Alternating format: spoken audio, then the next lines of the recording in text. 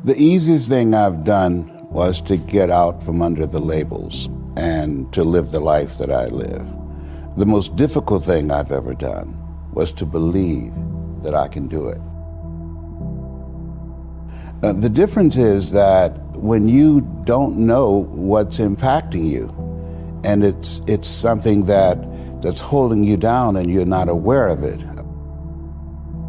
There are things that when you, in my situation, when you live in a dominant culture that is designed to destroy your sense of self and your belief in yourself, and you have to learn ways in which you can begin to connect with this power that you have within yourself to handle where you are. The key is to be constantly in a perpetual process of discovering the truth of who you are and fighting constantly to look for ways in which you can escape the inner conversation.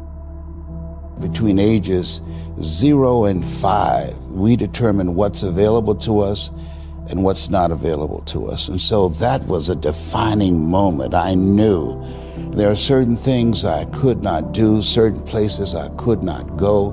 They used to have signs on Miami Beach that said, Jews, dogs, and coloreds not allowed. And so now you have to operate within the constraints of the dominant society and the things that they've created for you.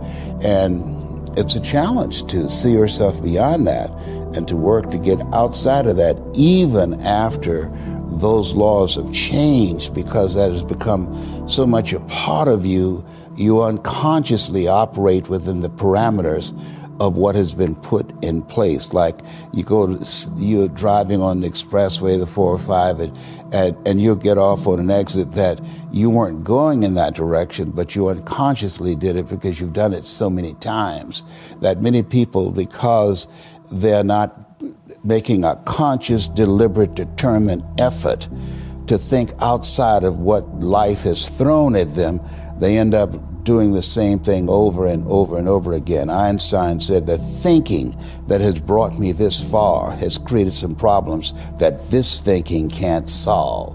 And so through relationships, through reading, through studies, through goals and dreams beyond your comfort zone, it allows you to begin to live out of your imagination as opposed to out of your history. Disney said, the imagination is a preview of what's to come.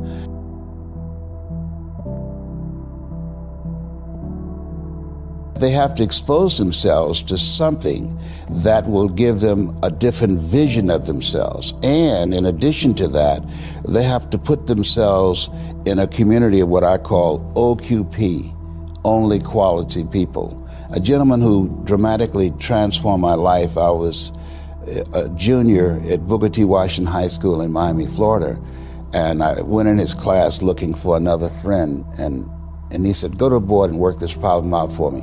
I said, sir, I can't do that. He said, why not? I said, I'm not one of your students. He said, do it anyhow. And the other kids started laughing, saying, he's Leslie, he's DT. And he said, what's DT? His brother is smart, but he's the dumb twin. And I said, I am, sir. And he came from behind his desk and he pointed at me. He said, don't you ever say that again. Someone's opinion of you does not have to become your reality. And he taught me 3 things. He said, if you want to become successful in life, young man, he said, number 1, you got to change your mindset. He said, you don't get in life what you want, you get in life what you are. Number 2, practice OQP, only quality people. You earn within $2,000 to $3,000 of your closest friends. I found that out. I left all my broke friends. I said, y'all got to go. Because I used to be so broke, I'd pass a bank and trip the alarm, you know? And the 3rd thing he said, develop your communication skills, because once you open your mouth, you tell the world who you are.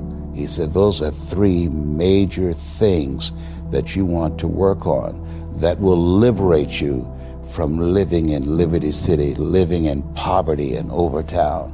It will help to escape out of where you are right now, because I see you watching me and I know you want more. I can see the hunger in your eyes. You get hungry by finding something that's you. I believe that all of us are born unique, but most of us die copies. You got to find out what is it that turns you on, what resonates with you.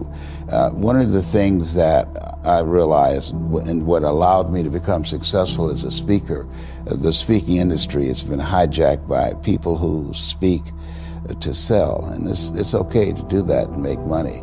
I speak to change lives because somebody spoke and changed my life. So this is my passion. This is my drive. This is something that I feel in my heart. And so the key to that hunger-driven life is a heart-centered life. I didn't do what I'm doing for years because of my programming, because of the culture in which I was raised in. I would see other people with degrees and PhDs and MBAs and credentials I don't have, and I convinced myself I couldn't do it.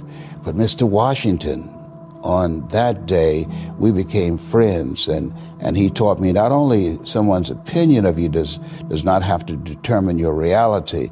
He said that you have to work on yourself and you have to have an unstoppable attitude, and no excuse is acceptable, and you got to make it a priority, a non-negotiable in your life, and hold a constant vision of what it is you want to achieve.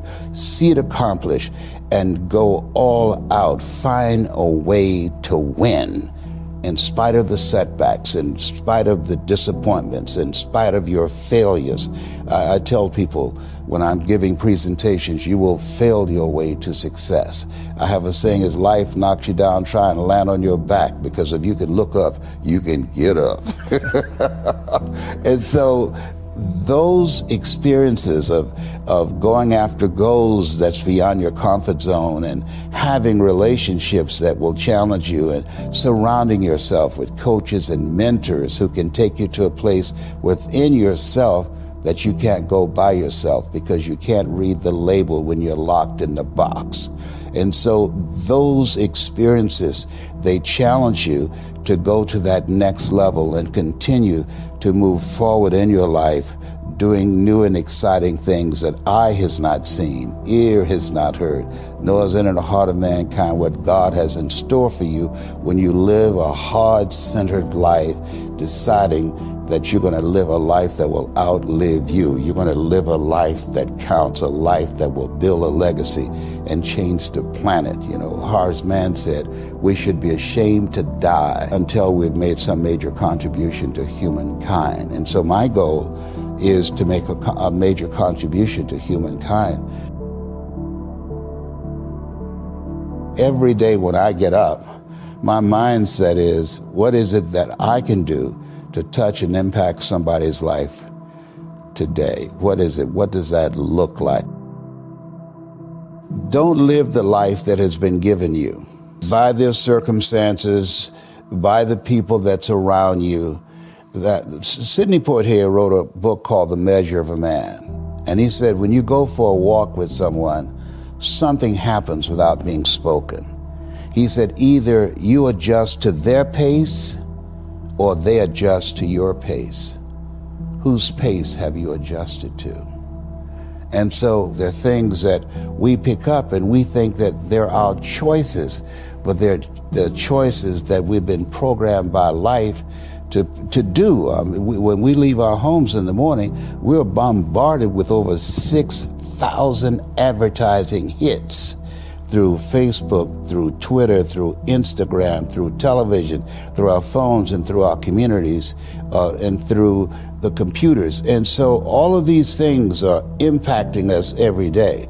So if you don't have a program for your mind, then your mind is going to be programmed, and you'll find yourself doing things that you did not know, and that they affected you, that they, through marketing techniques and strategies, that they will create a thirst within you. I came up in an era that said if you built the best mousetrap, the world will be the path to your door.